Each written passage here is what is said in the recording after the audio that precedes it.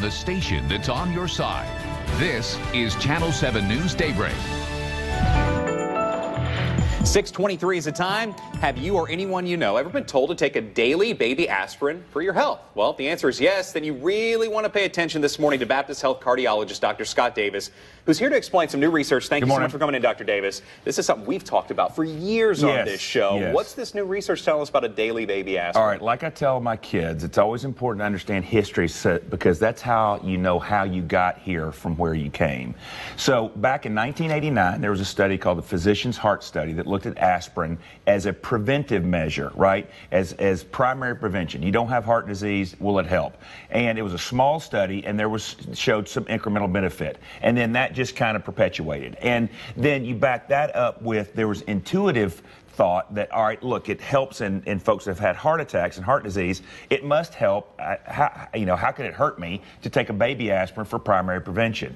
Well, that just kind of persisted for years. I mean, and we have recommended, on our side, American College of Cardiology and all the, important groups have recommended taking an aspirin. Well, two big studies got released in the New England Journal in October of this year, so not 6 weeks ago. Okay. One was called the aspirin study, the other called the ascend study, and they were very telling. The aspirin study looked at primary prevention in elderly gentlemen over 70. So it looked at, men who did not have heart disease over 70, 19,000 of them. Okay. And there was no benefit in prevention of heart disease. And there was an increased risk of bleeding as well as cancer. And so that really, that really opened everybody's eyes, and that got backed up by then a study called the Ascend study, which looked at over 15,000 diabetics. There was an incremental small benefit to reduction of heart disease risk, both mortality, all-cause mortality, and heart attack mortality. But it was erased by bleeding risk. And so you look at two groups then that would be kind of higher risk groups, right? Yeah, Older 70, men, right, and diabetics, and both groups didn't show any benefit as far as primary prevention. Now, let me make it real clear.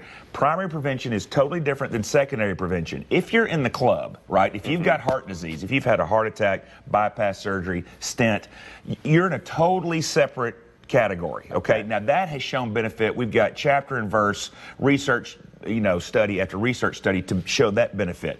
But if you've been taking an aspirin a day because it just is the smart thing to do, and that's kind of the thing that we've heard. Now we've got data to say, no, it does not benefit you because it is offset by bleeding risk and a small increase in cancer. All right, thank you so much for coming in and explaining this morning and making sure we know what to expect moving forward, and especially know now some of these studies have come out, 19,000 people, pretty substantial up there. Yeah, highly powered. That's right. So that's something you can talk to your doctor about it. If you'd like to call the doctors over at Baptist Health, you can call the Baptist Health Line at the number on your screen.